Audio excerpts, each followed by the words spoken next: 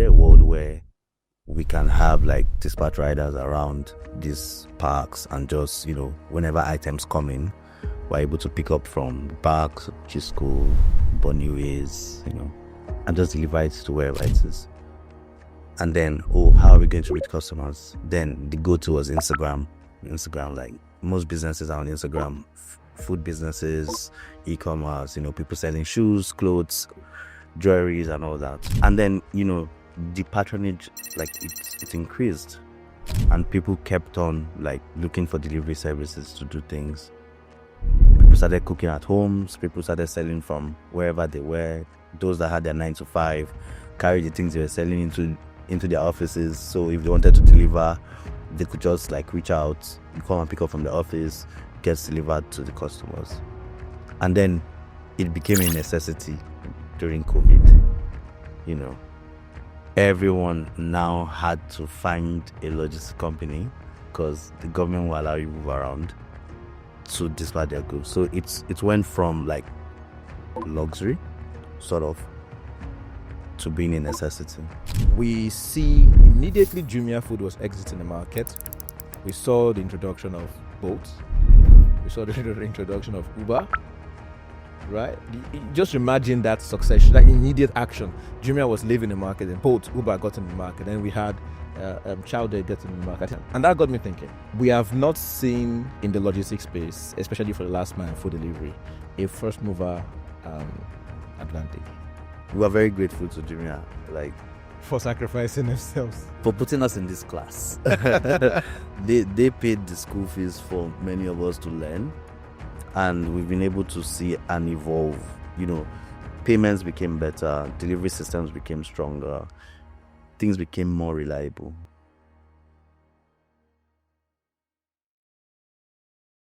Essien, Etuk, thank you so much for taking out the time today. To get started, let me start by bragging about you a little bit. So, Essien Etuk is a strategic operations leader with over a decade of experience scaling logistics, e-commerce, and supply chain across Africa, starting with Nigeria, of course. You were a co-founder and CEO of Messenger. You are a co-founder and CEO of Messenger, and a key operator in the ecosystem, the startup ecosystem, specifically the logistic and last mile delivery ecosystem. And you've been at the forefront of shaping how everyday delivery works, among other things. But the purpose of our conversation today is to basically dissect a lot of questions I have around the last mile logistics, last mile delivery ecosystem. You've watched the delivery space go from this will never work. A lot of people have this idea that it's only going to be DHL that's going to be in this space, or the big players, to something people now use every single day. It now has been accessible across everywhere. Not a luxury. You remember those days where it's just parcel, it's only e-commerce, like large organizations that operate on that space. From the inside, how did this ecosystem evolve? Thank you very much for having me. And yeah, from the inside, like my journey, looking at it from the context of my journey, like starting out in logistics and supply chain earlier in my life, and founding Messenger in 2018. So as at that time, there were not many players, and everything was pretty much manual, and many people depended a lot on WhatsApp and manual calls, phone calls, just to move items from point A to point B, or like calling your friend or your guy that is in Otaku, help me pick up my parcel from the park and just bring it to my house whenever you're coming around. That was how it started. Then, of course, we saw that gap, and to try and solve it was, okay, let's do this. Because even after then, I did a lot of moving for some of my friends from Lagos. When they send items, want to distribute this, can you help me like just work it out within Abuja and all that? I think it started with jerseys. So one of my friends used to sell jerseys. So when he sends the patch to Abuja, you do I help him to dispatch. Like I did it myself. Like, and then we saw the need that, is there a world where we can have like dispatch riders around these parks and just, whenever items come in, we're able to pick up from the parks, which is cool, Boniways, and just deliver it to wherever it is. And then, how are we going to reach customers? Then the go-to was Instagram. Instagram, like most businesses are on Instagram, food businesses, e-commerce, people selling shoes, clothes, jewelries, and all that. And then, the patronage, like it's increased, and people kept on like looking for delivery services to do things.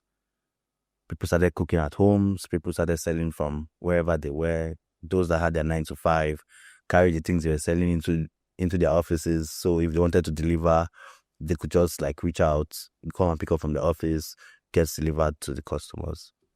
And then it became a necessity during COVID.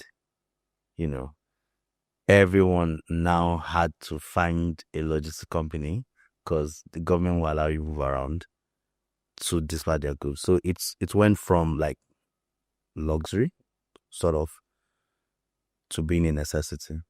And Nigeria, for example, that really came in hard at COVID. So the evolution has been quite interesting, and different players have been trying to modify how they can be more effective in delivering this service. So I think that's how I see it from the inside. It's funny how COVID was like the massive, changing effect or event in world history that made a lot of things possible.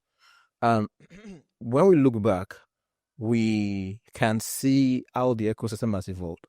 So one of the longest player in the space in regards to not just delivering items, but now delivering food and delivering other things was Jumia Food.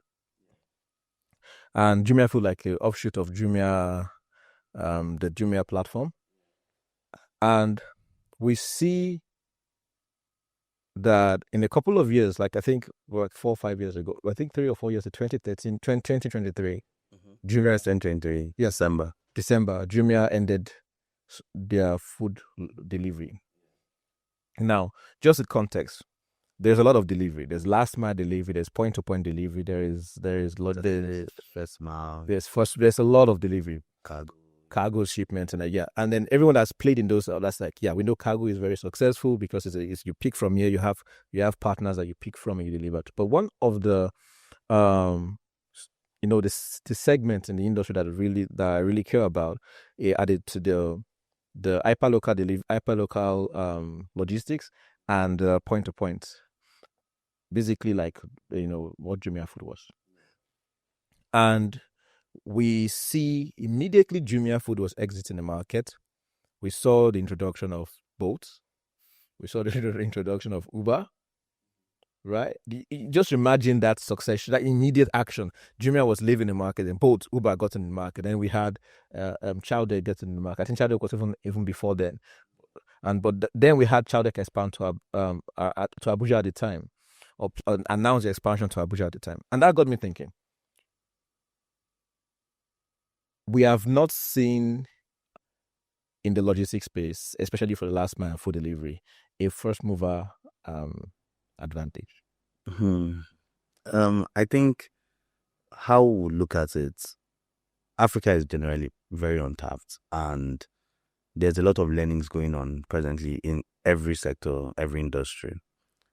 Logistics is no exception, and logistics is, some people say, it's filled with chaos, especially when you get to the part of logistics that I love so much, which is the last mile delivery. Last mile delivery space, there are a lot of things that needed to be fixed, and a lot of things that we have learned so far. Jumia Food got into the market. Jumia came in the market with the e-commerce platform. So e-commerce didn't promise same-day delivery. I think it was 24 to 72 hours, depending on where you live. Like 24 to 72 hours in Lagos, and then about 3 days to a week outside of a week. Yeah. So, I mean, like, there's time to understand what's going on, the chaos, solve it, and just get your goods across. Then, obviously, there's the redelivery. For example, if the delivery driver or rider gets to your location and you're not available, they have to go back, come back later, and things like that. And then we didn't have like a lot of strong payments. Digital payments was not yet a thing. Well, I mean, it had started then, but then the adoption wasn't as great as what it is now. So there was low trust. So Jumia Food started, and we began to learn that, oh, Nigerians don't really trust you. I'm not paying for that food till I see it in my front. So, and that opened up a lot of gaps for delivery riders, for customers. So imagine scenarios where a delivery rider comes to deliver an item of food and the customer doesn't pick up the call, no longer reachable. And then after several hours, maybe because of how hot the delivery box might be, the food might start getting sour. When the customer picks up the phone to call back, the food is bad. Customer is not collecting it and is not paying. It's either the restaurant pays for it or Jumia Food pays for it. And obviously it's not the restaurant because they've made it. So Jumia has to pay for it. So we learned a lot, and we're very grateful to Jumia, like, for sacrificing themselves, for putting us in this class. They paid the school fees for many of us to learn, and we've been able to see and evolve. Payments became better, delivery systems became stronger, things became more reliable. But at then, 95%, because through Messenger, we were partnered to Jumia Food for like 6-7 years. 95% of deliveries were cash. So I was a Jumia Food user, and I did cash. I was a Jumia Food user. I never did. I never paid online.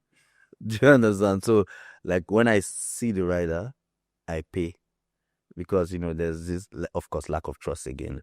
So that kind of behavior got the cash into the rider's hand. The rider had to now remit to the partner. So it's either the rider doesn't remit to the partner or the partner doesn't remit to Jumia. It gives in a lot of gaps. So you have a lot of cash burn, not even from like your core business, but unreliable partners. Both the riders, with the 3PL partners, which is third-party logistics partners that do own the bikes and the riders at that time, because that was the model that Jumia Food used for a large portion of time. So, like, those learnings has brought us to where we are now. Like, oh, this will work. This we've seen the shortcomings of cash on delivery for food. Like, it trains the customers badly. Now, like, using Chowdeck, for example, you've placed your order, you've paid, you better hold your phone. you better hold your phone. Like, you are following it in real time. Okay, order accepted, rider at the restaurant, rider picked up the order, rider's on the way to like, you are like, where's And it's funny that Jumia Food had the same thing. Like, they had the same timeline. Like, no, you've not paid now, so what's your business? So your mind is not attached to the like whatever goes on. So like that was, but it enabled bad behavior from the customers. So yeah, now you pay online. You've paid. You have to wait for your food. You will be mostly for it. You follow it up and those, and like there are things that platforms do now. So there are a lot of fronts. Yeah. So Notifications, lives. Yeah, like you're getting the PMs, push notifications as often as every step is updated by the rider. Yeah. Once the rider gets to you, if after 5 minutes he can't reach you, you get an email, you get a text, you get a WhatsApp message. Yeah. So like you are very well informed about, like, it's not, oh, that number I put is not going through WhatsApp call. Oh, the WhatsApp is down, email, like anyone, like, oh, it's on DND, like anyone, like you get all of them. And then if the rider can't deliver it, you're also sent a mail, like, oh, like you have to get back to us within 1 hour for redelivery expires by 7 p.m. Like, we've learned a lot. Yeah, we've learned a lot. So if we look at the mobility space outside of the logistics space, you see Bolt, Uber, but before them, there was Red Cab. You remember Red Cab? There was Lagos Cab, Light Cab. There was a lot of other options at the time. There was a time there was no app. You had to call to get a or cab. go to the road and flag. Or go to the road and flag. So let's just see the transition from there Right. And then we see the logistics space, the last mile logistic delivery space, and we see that Jumia Food was basically the company or the startup that broke open that market. Now that brings me to my next question. Are the early movers going to be flogged for just their only job is changing people's culture to certain things and behavior to certain things? Right. Let me give you context. Many people back then, when they buy food on Jumia Food, the food is 5K. They don't care about the delivery fee. Sometimes you order something of 10K, 20K food and you see delivery is like more than 1,000, you cancel your order. They will now like send you a notification to reorder and you realize that the delivery is now like 550, 300, right? And then you say, and that is enough for how much did I buy? How much food did I buy? How much behavior. on delivery, right? And that was basically a behavior that was not like they were the first in the market, right? The first time I used Child Deck was obviously there was no Jumia Food again. So the first time I was Child Deck, I was surprised. Child Deck said that your food is 20K, but it's 2K to deliver. And it's written there, this is the cost of your food. This is the cost of service charge. This is the cost of delivery. And do you think that it's a behavior thing? Now, people have suffered from, because it's cheap, we're not getting the best service. But now I buy my food and I pay separately for quality of service. I mean, like, again, number one, I don't think startups should encourage bad customer behavior. Number two, I think, yes, you have to be as transparent as possible. So customer is aware that this is the cost of the food, this is the cost of the service fee, this is the cost of delivery. So even if you want to drag the company in question, you're able to say, oh, why is the service fee this? Oh, why is the delivery fee this? Like, it's clear what you're dragging. You're not dragging the full product. Do you understand? So, like, in the last mile delivery space, it was bad customer behavior because even when at the peak of Jumia Food, those deliveries were still going for like 300 naira, 400 naira. But we that were just running, manual bikes and all of that, we're still charging 2,000, 1,500 for those same. So that means customers now had a mindset shift that, oh, let's get it cheap on Jumia. You know how these other guys are. Like, you just need to train the customers properly from the get-go, like, so that they understand the cost of what they are really utilizing. So I just feel like most startups should just focus on proper customer. Be honest about it. Just be honest about it. If I give you discount, I give you discount. Yeah, so even when you're giving discount, like, let it be seen that this is the actual cost, but this is how much you are going to pay. So that, like, it changes the mindset of customers. Like, oh, that means this discount might not last long. Let me rush and buy, for like, and utilize the discount during this period of time. When it is over, this is the actual cost of this service that I'm using. So I think it's better to train customers in the right way so that you can have a more sustainable business, even at scale.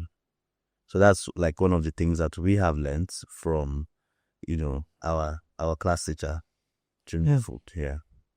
We see the gig economy explode thanks to Uber and Bolt, and now it's now a massive thing now for delivery businesses. How do you see the competition in this space, right? And how does that affect the quality of service? So we see Child Deck drivers. I've seen a guy with a Uber helmet, with a Glovo helmet, a Child Deck bike, right?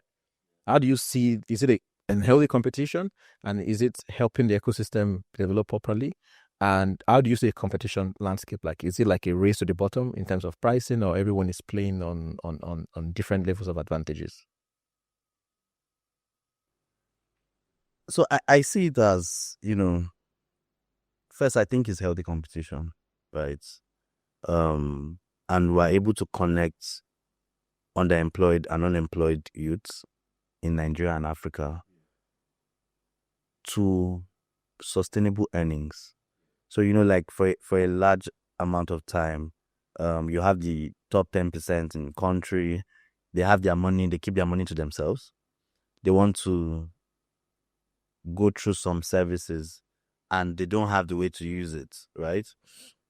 But now with platforms like Chowdeck, platforms like Glovo, platforms like Uber, platforms like Bolt, you are now able to connect those earnings to the larger economy. So now you have riders earning as high as 500, 600,000. Wait, 500,000. Yeah, as high as 500,000. It's always surprising, even though I've spoken to the guy that delivers to me all the time. How much do you make this year? You'll be surprised. So like they're now able to tap into that. That's fantastic. So like it's like an economy shift, in terms of the service provided by these platforms. And is it about pricing? Yes, like at the end of the day, Nigeria as a country, like people are still what we're trying to figure shit. We're trying to figure a lot of things out Yeah. by my language. But like, so we're very price sensitive. You send people to the market, you know how it is. This pepper here is 100 naira cheaper than, like, that's what's going to happen. Even in the FMCG space, you see it a lot. If your price is 100 naira less than the normal people they buy from, just know that like a lot of them are flooding to your store. We're price sensitive because we want to maximize the little earnings that we can as a country, as a people. So yes, that also plays a part in it. But what is happening now is that most startups or startup platforms that are leading the race are now more conscious of proper customer behavior, training the right behavior. So even if you have to do this for scale, you don't go to the bottom of the barrel. I don't know if that makes sense. But yeah, that's how I see it. This is the first time, like, I think we have been talking about customer behavior and how businesses or startups can shape customer behavior by the kind of incentive they give and how that affect the ecosystem at large. But we've seen Jumia Food do that in hopes to increase customer acquisition. And we've seen the likes of Glovo and Chowder come into the space and say, you know what, this is the price, you take it or leave it. And we see customers' behavior shift. I can't help but think that if Jumia Food never left the market, how would the landscape still look like? The story will be different, but we can't all right, we can't say what the outcome will be at that point. And then we see, I went to the supermarket one day and I saw one guy running around, right, holding like a different type of POS device and a cart and pressing it, picking things and putting in the cart, right?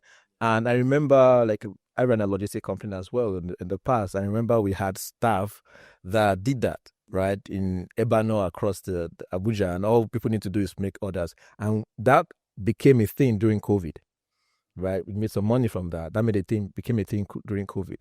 And now we see a different player in this space, independent agents who are not 100% staffs. I remember Childek made an announcement they're going to remove a lot of them from like their staff contract, call staffs and make them independent agents. And that has now opened a new market now where we see people saying, I can train you to become an agent and I can give you a job that guarantee you X amount of income, right? How do you see that space evolve as a way, like a poverty, a way to remove poverty from the ecosystem, and also a way to empower those who have little skills to get jobs as well?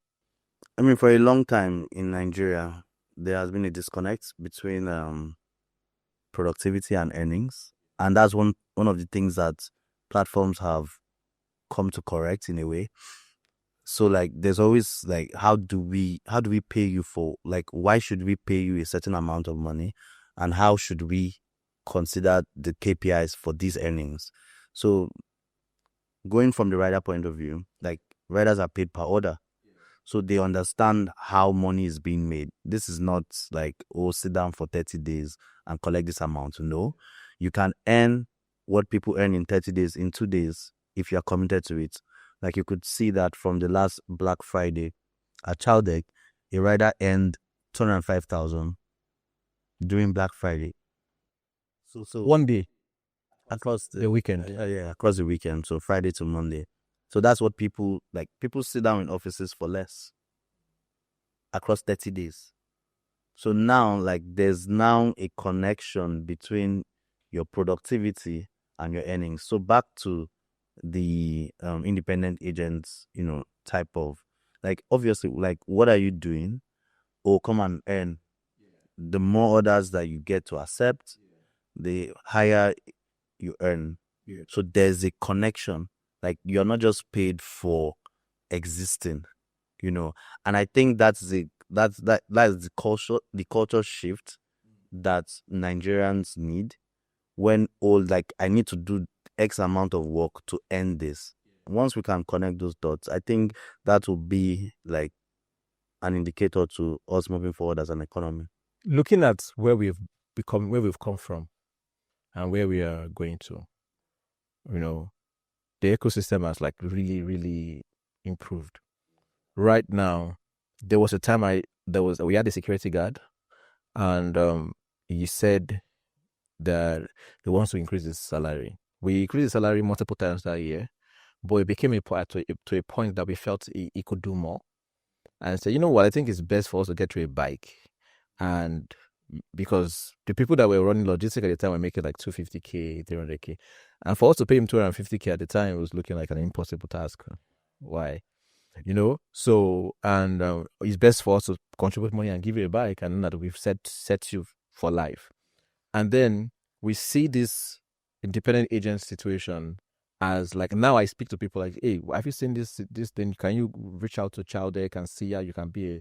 And then one day I walked to the supermarket and I saw a Glovo guy. I swear, I was like, okay, this is The good. game is the game. Game is game.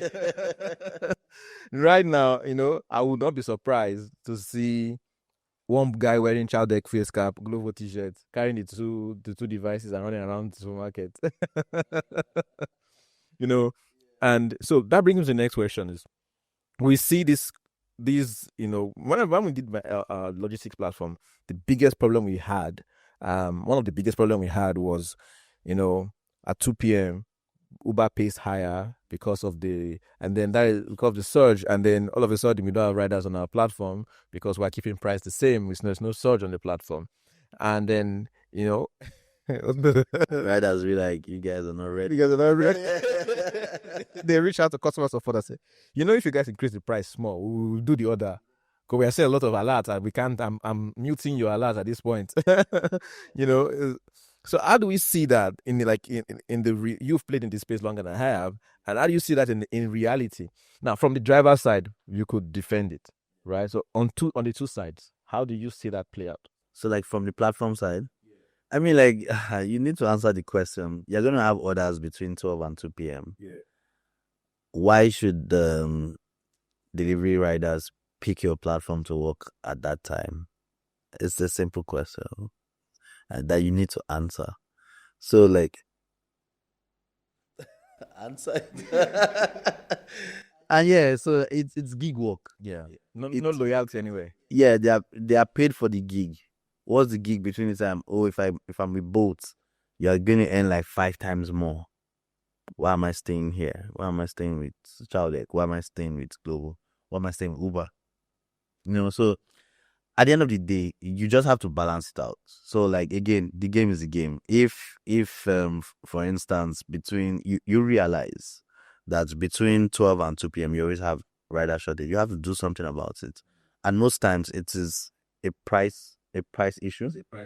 Then you fix it. Like, okay, that means between 12 and 2, maybe normally you pay them like 600 naira for orders within 5 kilometers during that time. Then you have to pay them 1, 2 during 12 and 2. Then you track when do they pick it up. Any order picked between 12 p.m. and 2 p.m. will be paid at double the price. Then you have your riders back. Then you're able to fulfill the deliveries. Demand and supply is happy. But you always have to solve that balance. So it is what it is. It's gig work. Just remember, it's pay as you go, pay as, like, whatever KPI you give is what they are working to achieve. So you have to meet them at that KPI to solve that problem. And then you can, have your business moving positively. And I did an experiment some days ago. I was hungry and it was 12 on 2. I said, let me see the price difference. Obviously, the price was a little bit higher, but it's lunchtime. So at that point, you are used to ordering food, and it's lunchtime. You just go ahead and pay for it. So the customer behavior customers' behavior have risen to occasion and has adapted to the realities of the system. Customers have learned. Customers have learned. They have learned. So you now see some smart guys like, let me just order by 11:30. I'm telling you, These guys, we'll start them off. these guys, they're all, I used to say, if I'm in town, I would say, let me order, like, the best chicken is available by 10. Anytime after 10, you won't see the juicy chicken. So let me just order. they're busy doing Doing the next batch as fast as exactly. And they don't have the time to be patient enough for the chicken to, wow. The fact that this, I don't think people that might be listening might be thinking, why is Praise so like interested in this topic? And like, if you were like alive, I don't know how to say it. If you were alive when there was no Jumia Food, right? You're hungry, you either go to the kitchen or you drive out. or you don't even, Or you don't eat, or you look for any snack you could get. But the options and the access we have right now is excellent, and it has opened a massive new economy. Also, the fact that the players have changed and have made it easy for the newer players to come in. Now, to close, 3 important questions. What is the hardest operational decisions you've ever had to make? wow. Like, I won't define one problem as more difficult than the other. They are all problems. And most times we suffer from decision fatigue because you're constantly making decisions. Like, you need to always make those decisions. But thinking about it, like, well, I think most times it's letting someone go. That is Most hard. times, because there's an emotional aspect to it. Then you just have to just, bury those emotions and like, well, like the numbers speak for themselves. I can't whine myself that this guy is good. Yeah. So yeah, like that's always the most difficult that has to happen. But you're constantly making decisions. Every other thing you can like remove the emotions, but when you have to let someone go, if you really want to deep the thoughts, oh, where's it gonna be? How is it gonna survive? Yeah, those are like that's what's difficult for me. If you were starting a logistics startup today, what would you not do? Wow. I wouldn't buy any assets. Asset light. Yeah. Well, we're talking about last month. I mean, when you start doing college, it might be different because it's trickier. Like I think college is very funny. I think there was a time like some of us came together to move some goods, and then yes, you put the tracker, you put all that, and the driver just stops wherever he stops. You can see that he has stopped, and we call him like, oh, like what's going on? Is the car for that? No, like he wants to chill. Like he needed to go and chill. Like, and you're like, how do you even control all of this? So like college, like College is a different ball game. it's a different ball game. Last mile, at least we're all in the same city. This one you've sent an item from maybe Jos and it's going to Bauchi and they don't even know what's going on and it's a lot more. But yeah, I would not buy any asset for last mile deliveries. Talking about haulage, I think I was like, should you do haulage? Let me go and price tractor. That was where the conversation ended. Let me go and price truck. When you get the feedback, That is startup. That is startup money. that money in love is more than 18-month runway for somebody. do you understand? So you now start opportunity cost. Like, was it better to do this? You have a lot of thoughts. Like the barrier to entry is higher. Yeah. If you want to own. What does a mature Africa delivery ecosystem look like in 5 years? Wow. Like any and everything that you need to have, you can get at the comfort of your home. Like that's how I see it. Like whatever I need, I can get. All asset class for on-demand deliveries are available. Oh, I need to order a cake, and I know a cake cannot enter a bike. I should be able to see, oh, we have these drivers that have around that area that can push the cake. Like just being able to be more efficient doing what you're doing while deliveries are Sorted. If you've heard about Dropex, the logistic company we did, we focused, one of our biggest revenue generation was that. No, like was cakes. Because we had people with cars on the platform. We wanted to be like iPi local. Whatever it is you need, you get. So we had bikes, we had cars, and we realized that we're making a lot more money from the cars because people were moving. Like imagine a Chinese restaurant, who will order 170K worth of Chinese food in the afternoon, and then They are there. they are like, and that order was back to back to back. We had like 20 delivery drivers just lining up at the restaurant to pick up Chinese food, right? And and the first time we before we made the shift, the first time we decided to send it like Chinese restaurants, a bike should go, right? We ate the Chinese food, and we had to pay for it, right? And they had to make a new one immediately, and we realized that the company or the customer should determine the size of the item, and they can indicate if they want a bike, they want a car, and to make that delivery. Boss, They want a bus. We didn't get bus on board at yeah, the time, I was just but before we shut it down, we were already signing up buses, and it was pretty much easy to sign up buses because a lot of bus guys on packed, in town just looking for orders, and there were a lot of people looking for them, but there was no way for them to meet each other. So logistics is a massive business, and it's just a business with a lot of people involved. the moving parts, the people. Yeah, so those are like it can never be. No, let me not say never, because I'm sure that This can be if it fixed. goes like 50 years ago, they would not have imagined that we'll be doing what we're doing now. I mean, now in Lagos they have 24 hours delivery. Yeah, so here we're still maturing based on security concerns and many other things that are stopping that from happening at this time. I mean, like I think we took a gamble with that. There are a lot of thefts, arm robbery incidents, and all that. But yeah, well, there's steady progress. Steady progress. You are seeing that payment platforms are more reliable. Logistics systems are more reliable. Riders can trust platforms that, oh, when I wake up this Monday, they would have paid me for last week. That trust is the first enabler. So the ecosystem trusts the process. Yeah. The next step is just scale, innovation, and just going into more cities. And hopefully we see a zip line. Hopefully, we see a zip line. Thank you. Thank you so much. Thank you very much.